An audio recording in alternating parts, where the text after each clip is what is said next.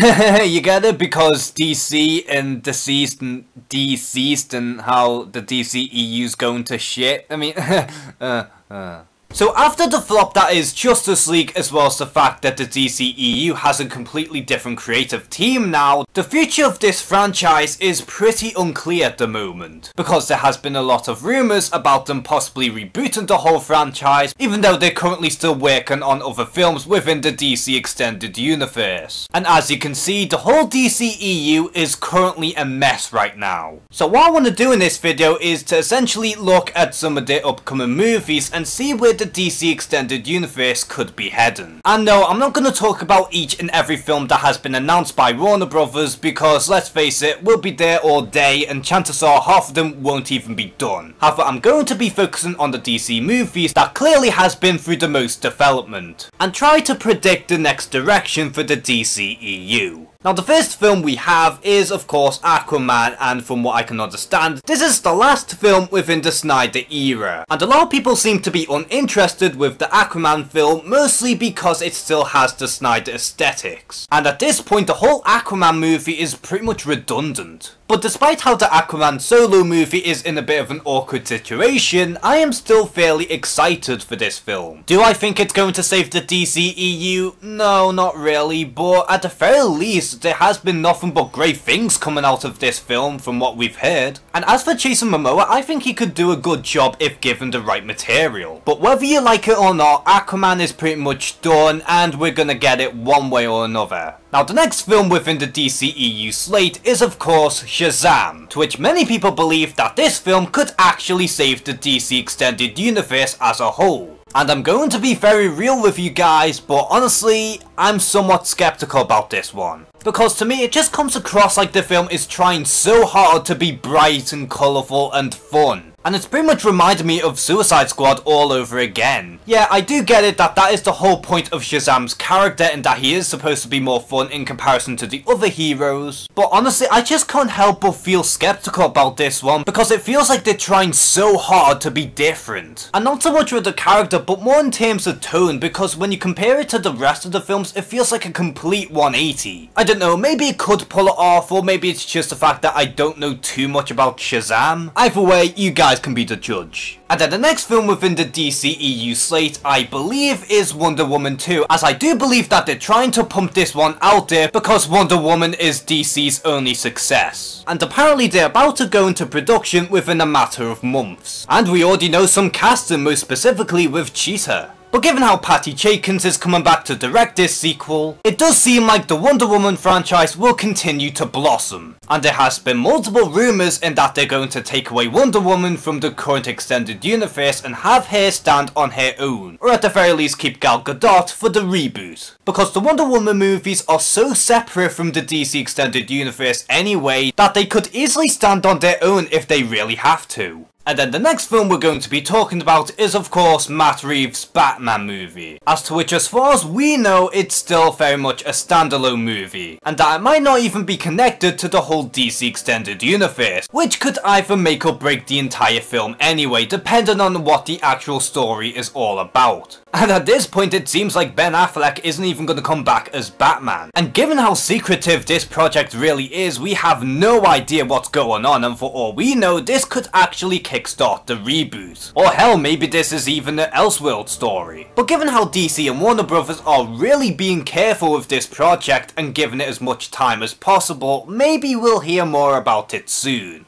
And speaking of Elseworld spin-off movies, it does seem like DC and Warner Brothers are going full steam ahead with this Joker origin movie, in which will be produced by Martin Scorsese. And despite how incredibly bizarre this project really is, this is the film that I'm actually looking forward to the most. And yet it is a bit silly to give the Joker a definitive origin story, but again, this is not connected to anything. And I'm looking at this as an Elseworld movie. But given how this is such a strange concept for a movie about a Joker origin film, as well as the fact that Warner Brothers seems surprisingly passionate about this entire project, I honestly find it to be very interesting. And if the rumours are to be true, it does seem like this Joker origin movie will be heading into production within a matter of months. And who knows, maybe a standalone movie is a good step in the right direction for DC right now. And then we also have The Flash, which might be Flashpoint, maybe not, I don't even know anymore. But all I do know is the fact that it keeps losing directors, and I do believe that they've lost over 4, maybe 5 directors. Probably because Warner Brothers and DC are still flip-flopping on whether or not they want this to be Flashpoint or just another Flash film. And from what I can understand, the only reason why they want to do Flashpoint is so that they can reboot the entire DC Extended Universe, or at the very least make a complete clean slate. But at this point it's pretty safe to say that Warner Brothers are just as clueless with the Flash movie as everyone else. And last but certainly not least, we have the latest film that is featured in the DCEU slate, and that is of course The New Gods. Which to my understanding, it seems like they're going full steam ahead with this project. But given how The New Gods are so different and unique in comparison to everything else in the DC universe, The New Gods could be DC's answer to Guardians of the Galaxy, which at first glance this could actually work. However, the main argument I have for The New Gods is that if you can't do the Justice League justice, then what chance have you got with The New Gods? Because to my understanding, The New Gods is a pretty complex world, and the fact that they've picked Ava DuVernay as the director, it has me scratching my head even more, especially since her last flop, that is A Wrinkle in Time. But what has me scratching my head even more is that is this even connected to the DCEU, or is this a complete standalone? But at the end of the day, I have no idea on what DC and Warner Brothers are trying to accomplish moving forward with the DC Extended Universe, because I have no idea on whether or not they're going to stick with it or do a soft reboot or just do complete standalones for now on. But apparently there's going to be some major news revolving around the DC movies within the near future, so maybe we'll learn more as time goes on. So what do you think is going to happen with the DC Extended Universe? Do you think that's going to stick around? Do you think that they're going to do a soft reboot? Do you think that they're going to do standalones? Or do you think that's just completely dead at this point?